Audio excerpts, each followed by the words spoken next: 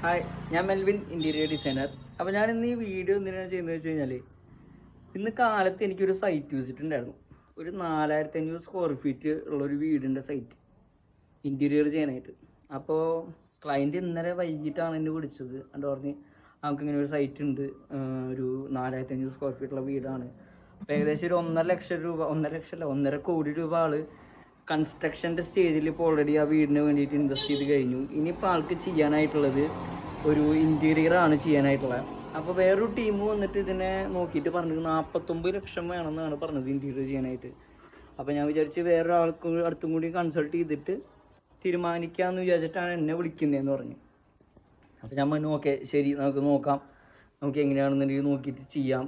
ഞാൻ എന്തായാലും സൈറ്റിൽ വന്ന് നമുക്ക് അതിൻ്റെ ഡിസൈനും കാര്യങ്ങളൊക്കെ നോക്കിയിട്ട് എത്ര രൂപയാവും എന്നുള്ളത്, ഡിസൈനും കാര്യങ്ങളൊക്കെ ചെയ്തതിൻ്റെ ശേഷം നമുക്ക് എന്ത് ചെയ്യാം, കൊട്ടേഷൻ തന്നിട്ട് എത്ര രൂപ വരും എന്നുള്ളത് നോക്കാറാണ്. അപ്പോൾ അതുകൊണ്ട് ശരി, അപ്പോൾ അങ്ങനെയാണെങ്കിൽ നീ സൈറ്റിലേക്ക് പോയെന്നുണ്ട്. അപ്പോൾ ഞങ്ങൾ സൈറ്റിലേക്ക് വരാം, പക്ഷേ സൈറ്റ് വിസിറ്റ് ചെയ്യുന്നതിന് മുൻപായിട്ട് നമ്മൾ ഒരു ചെറിയൊരു അഡ്വാൻസ് വാങ്ങിക്കാറുണ്ട്. അപ്പോൾ അത് അയച്ചു തരികയാണെങ്കിൽ ഞാൻ നാളെ സൈറ്റിൽ വന്നിട്ട് എന്ത് ചെയ്യാം, കാര്യങ്ങൾ നോക്കി നമുക്ക് സംസാരിച്ചിട്ട് എങ്ങനെയാണ് ചെയ്യാമെന്ന് പറഞ്ഞു. അപ്പോൾ മൂപ്പര് പറഞ്ഞ് നീ നല്ല ഒരു വിശ്വസ്തനാണ്, നീ സത്യസന്ധനാണെന്നുള്ള രീതിയിൽ എനിക്ക് ഫീൽ ചെയ്യുന്നുണ്ട്.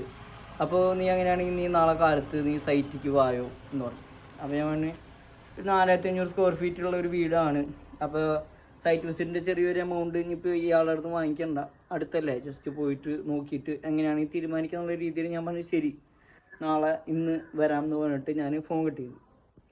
അപ്പോൾ ആളെൻ്റെ അടുത്ത് പറഞ്ഞിട്ടുണ്ടായിരുന്നു, ആൾ ഏതൊരു സ്വർണ്ണക്കടയുടെ മുതലാളിയാണ്, ഏതൊരു മുസ്ലിം പേരാണ് പറഞ്ഞത്. അപ്പോൾ ശരി എന്ന് പറഞ്ഞ്. അപ്പോൾ ആളുടെ മോൾക്ക് വേണ്ടിയിട്ടാണ് വീട് പണിതിട്ടുള്ളത് എന്ന് പറഞ്ഞു. ശരി എന്ന് പറഞ്ഞു. അപ്പോൾ ഞാൻ ഇന്ന് കാലത്ത് പള്ളിയിലൊക്കെ പോയി നേരെ തിരിച്ച് ഒരു 11 മണിയാകുമ്പോഴേക്കും ഞാൻ മരത്തങ്കോട് എത്തി. അപ്പോൾ മരത്തങ്കോട് സ്കൂളിൽ എത്തുമ്പോഴേക്കും ഇയാൾ എന്നെ വിളിച്ചു. 11 മണിയാവുന്നതിന് ഒരു 2 മിനിറ്റ് മുൻപ് ഇയാൾ വിളിച്ചിട്ട് ചോദിച്ചു ഗുഡ് മോർണിംഗ് എന്നൊക്കെ പറഞ്ഞു എൻ്റെ അടുത്ത്. അപ്പോൾ എനിക്ക് ഈ ഗുഡ് മോർണിംഗ് പറഞ്ഞാൽ എനിക്ക് തീരെ ഇഷ്ടമല്ല. കാരണം വെറുതെ സുഖിപ്പിക്കാൻ വേണ്ടിയിട്ടാണ് ഈ ഗുഡ് മോർണിംഗ് ഒക്കെ വേണം. ഞാനൊന്നും അങ്ങനെ സ്കൂളിലെ ടീച്ചർമാരുടെ അടുത്ത് ഗുഡ് മോർണിംഗ് എന്ന് പറയുന്നതല്ലാണ്ട് ഇങ്ങനെ ആൾക്കാരുടെ അടുത്ത് സുഖിപ്പിക്കാൻ എന്തെങ്കിലും നേടാനൊക്കെ വേണ്ടിയിട്ടാണ് ഇങ്ങനെ ഓരോന്നൊക്കെ പറയേണ്ട ആവശ്യം.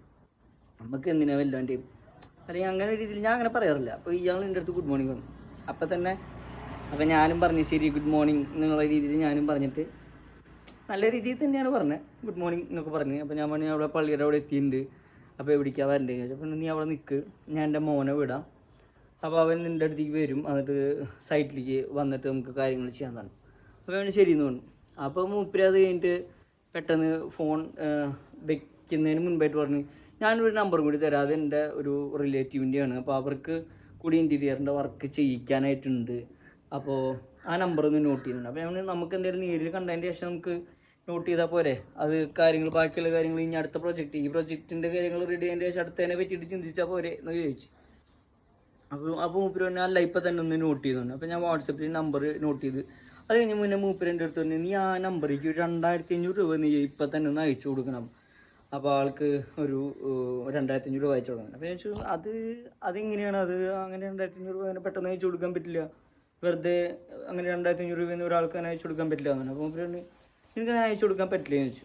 അപ്പോൾ ഇല്ല പറ്റില്ല, അതങ്ങനെ ആരാണെന്നോ എന്താണെന്നോ അറിയാതെ വെറുതെ പൈസ ഒന്നും അങ്ങനെ അയച്ചു കൊടുക്കാൻ പറ്റില്ല.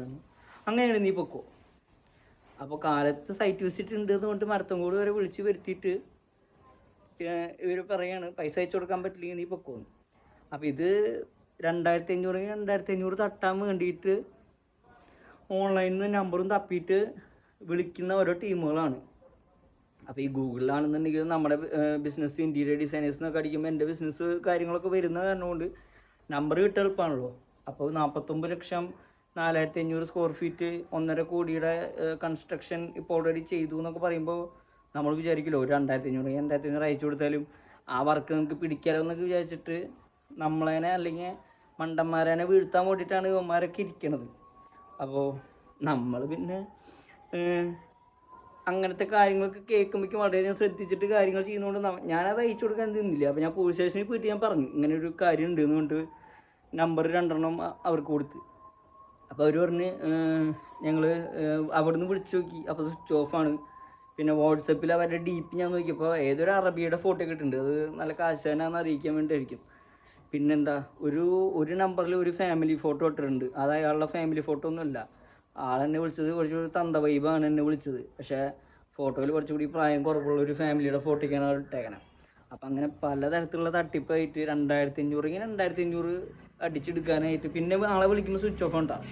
അപ്പോൾ അങ്ങനെ പലതരത്തിലുള്ള തട്ടിപ്പായിട്ട് ഇന്ന് ആൾക്കാർ ഇറങ്ങിയിട്ടുണ്ട്. കാരണം നമ്പർ കാര്യങ്ങൾ കാരണം ഇത്രയും വലിയ ഓഫറുകളൊക്കെ വെക്കുമ്പോഴേ പെട്ടെന്ന് ആൾക്കാർ എന്ത് ചെയ്യും, ചിലപ്പോൾ വീണ് പോകും. ശരിക്കും പറഞ്ഞാൽ ഞാൻ സൈറ്റ് യൂസിന് 250 അല്ലെങ്കിൽ 500 ഞാൻ വാങ്ങിക്കാതെ കുന്നോളത്തുള്ളത് തന്നെ ഞാൻ പോകാറില്ല. പക്ഷേ ഇത് പിന്നെ അടുത്താണല്ലോ, ഒന്ന് ഞായറാഴ്ച ആണല്ലോ, ഒന്ന് ജസ്റ്റ് പോയി നോക്കാം. 4500 വീടിൻ്റെ സ്ക്വയർ ഫീറ്റ് അല്ലേ, ഒന്ന് പോയി കാണാമെന്ന് വെച്ചിട്ട് പോയതാ. ആ ഒരൊറ്റ മൊമെൻറ്റിൽ നമ്മളതിനെ പെടുത്താൻ നോക്കിയതുണ്ടല്ലേ. അപ്പോൾ വളരെയധികം ശ്രദ്ധിക്കുക. ഇൻറ്റീരിയർ മാത്രമല്ല, ഇതേമാതിരി ഓരോ നമ്പറിൽ വിളിച്ചിട്ടും അവർ അങ്ങനെ ആൾക്കാർ പലതരത്തിലുള്ള തട്ടിപ്പിനായിട്ട് നിൽക്കുന്നുണ്ട്. ഓക്കെ, ശരി.